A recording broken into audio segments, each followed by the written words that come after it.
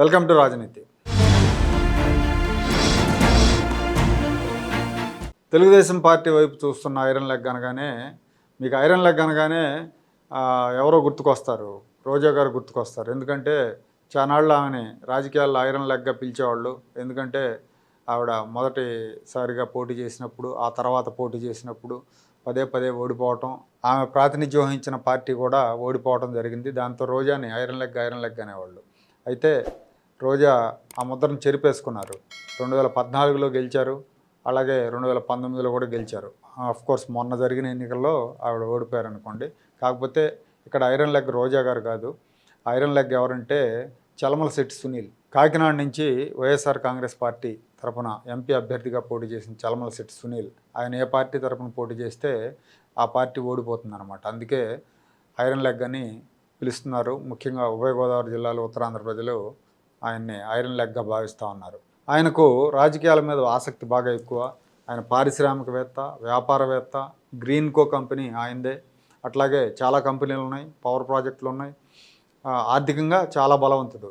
అయితే రాజకీయాల్లో రాణించాలంటే స్థిరత్వం ఉండాలి, సహనం ఉండాలి, ఓర్పు ఉండాలి. కాకపోతే ఆయనకి ఇవి లేవు. ఇవి లేకుండా ఆయన రాజకీయాల్లో రాణించాలనుకుంటాడు, కానీ అది చాలా కష్టం. ఎందుకంటే ఆయన ఉదాహరణ. ఇప్పుడు ఆయన ఏం చేశారు, ఆయన రాజకీయాల మీద ఆసక్తితో ఆయన కమ్యూనిటీ, కాపు కమ్యూనిటీ 2009లో ప్రజారాజ్యం తరపున కంటెస్ట్ చేశారు. ఆయన చిరంజీవి గారి పార్టీలో చేరి కంటెస్ట్ చేసినప్పుడు ఓడిపోయారు. కాకినాడ నుంచే ఓడిపోయారు. కాకినాడ నుంచి ఎంపీగా ఓడిపోయారు. అప్పుడు బహుశా కాంగ్రెస్ నుంచి పల్లంరాజు గారు గెలిచినట్టున్నారు. ఇంకా ఆ తర్వాత 2014లో ప్రజారాజ్యం, ఆ తర్వాత కాంగ్రెస్లో విలీనం అయిపోయింది. 2014కు వచ్చేసరికి వైఎస్ఆర్ కాంగ్రెస్ పార్టీ తరఫున అదే కాకినాడ నుంచి లోక్సభకి పోటీ చేశారు. ఆ ఎన్నికల్లో తెలుగుదేశం అభ్యర్థి తోట నరసింహం మీద ఓడిపోయారు ఈయన. సో ఆ వైసీపీలో కంటిన్యూ అవ్వాలా, మళ్ళీ వెంటనే తెలుగుదేశం పార్టీలోకి దూకారు. 2019 ఎన్నికల్లో తెలుగుదేశం తరపున నిలబడ్డారు. ఆ ఎన్నికల్లో ఓడిపోయారు. వంగా గీత గారు గెలిచారు ఆయన మీద. మళ్ళీ పోనీ తెలుగుదేశంలో అన్న ఉన్నాడా అంటే లేదు, మళ్ళీ వైసీపీలో చేరాడు. వైసీపీ తరపున మళ్ళీ కంటెస్ట్ చేశారు. ఇప్పుడు జనసేన అభ్యర్థి చేతిలో ఓడిపోయారు. వరుసగా 4 సార్లు కాకినాడ నుంచి ఎంపీగా కంటెస్ట్ చేశాడు. 4 సార్లు 4 డిఫరెంట్ పార్టీల తరపున కంటెస్ట్ చేశారు. బహుశా ఇది రికార్డు అయి ఉంటుంది. 4 సార్లు 4 పార్టీల తరపున పోటీ చేయడం అనేది రికార్డు కూడా అయి ఉండొచ్చు.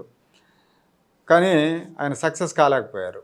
గత 15 ఏళ్లలో 4 సార్లు ఓడిపోయారు. జనం దృష్టిలో కూడా పలచనయ్యారు. ఎందుకంటే 4 సార్లు ఓడిపోయిన ఒకే పార్టీ తరపున నిలబడి ఓడిపోయి ఉంటే జనం గౌరవించేవాళ్ళు. ఎందుకంటే తను నమ్మిన సిద్ధాంతం కోసం, నమ్మిన పార్టీ కోసం నిలబడి పోటీ చేస్తున్నాడు, నిజంగా గొప్పడు, ఒప్పుకోవాలి, ఇన్నిసార్లు ఓడిపోయినా రంగంలో ఉన్నారు అని చెప్పుకుంటారు.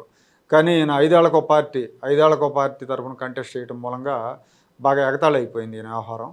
ఇప్పుడు తాజాగా ఆయన మళ్ళీ ఇప్పుడు తెలుగుదేశం వైపు చూస్తున్నా అంట. అధికారంలో ఏ పార్టీ ఉంటే ఆ పార్టీ వైపు దూకటం అనుకుంటా బహుశా. ఆయన ఒక తూర్పుగోదావరి జిల్లాలోనే ఒక ప్రముఖ నాయకుడి ద్వారా తెలుగుదేశం పార్టీలో చేరతానని చంద్రబాబు నాయుడు గారికి కూడా కబురు పెట్టారని తెలుస్తూ ఉంది. మరి చంద్రబాబు నాయుడు గారు ఈ విషయంలో ఎలాంటి డెసిషన్ తీసుకుంటారో కానీ ఆ జిల్లా నాయకులు మాత్రం ఈ ఐరన్ లెగ్ మనకెందుకు, ఇతను ఎటు వస్తే ఆ పార్టీ ఓడిపోయిద్ది, ఇప్పుడు ఏదో చాలా 5 ఏళ్ల నిర్బంధం తర్వాత ఇప్పుడు మేము ఏదో అధికారంలోకి వచ్చాం, హ్యాపీగా ఉన్నాం, మళ్ళీ ఆయన చేర్చుకుంటే మళ్ళీ దెబ్బ అయిపోతామని తెలుగుదేశం పార్టీ నాయకులు ఆందోళన చెందుతూ ఉన్నారు.